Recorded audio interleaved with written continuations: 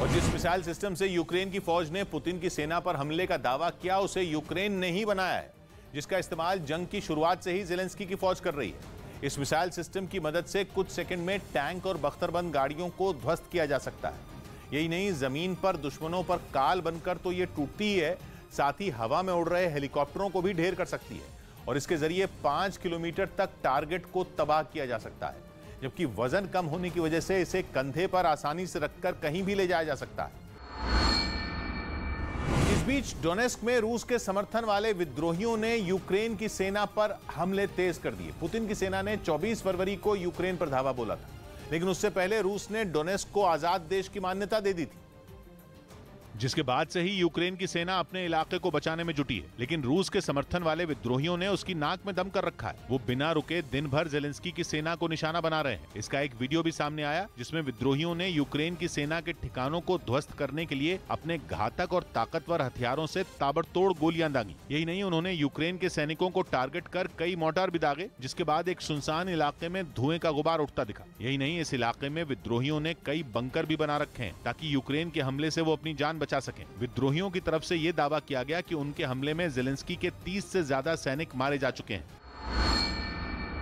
वहीं यूक्रेन युद्ध के बीच पुतिन का नए गेम प्लान का पर्दाफाश हो गया। खबर है कि रूस इस युद्ध में अपने सबसे बड़े मददगार बेलारूस को अपना सबसे ताकतवर S-400 एयर डिफेंस सिस्टम और इस्कंदर मिसाइल सिस्टम देगा,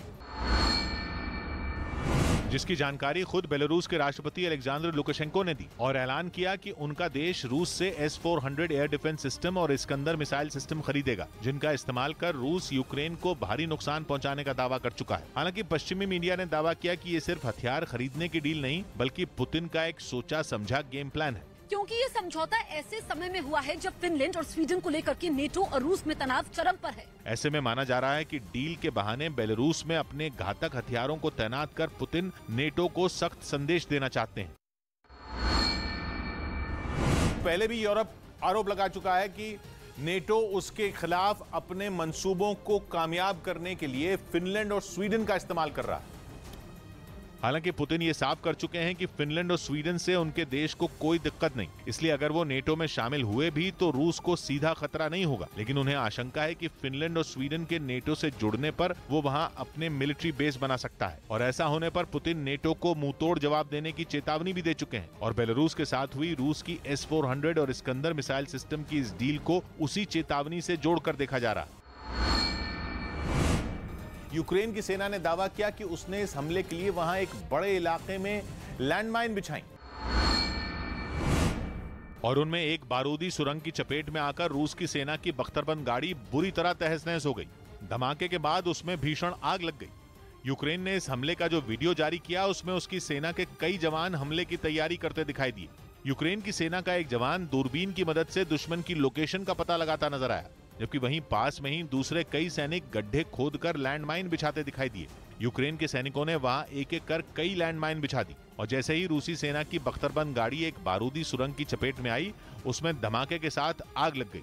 यूक्रेन ने इस हमले में रूस के कई सैनिकों को भी मार गिराने का दावा किया। यही नहीं, रूसी सेना पर दागी गई मिसाइलों पर यूक्रेन के सैनिकों ने कई संदेश भी लिखे और उन्हीं खास मिसाइलों से यूक्रेन ने रूस की सेना पर ताबड़तोड़ हमले किए।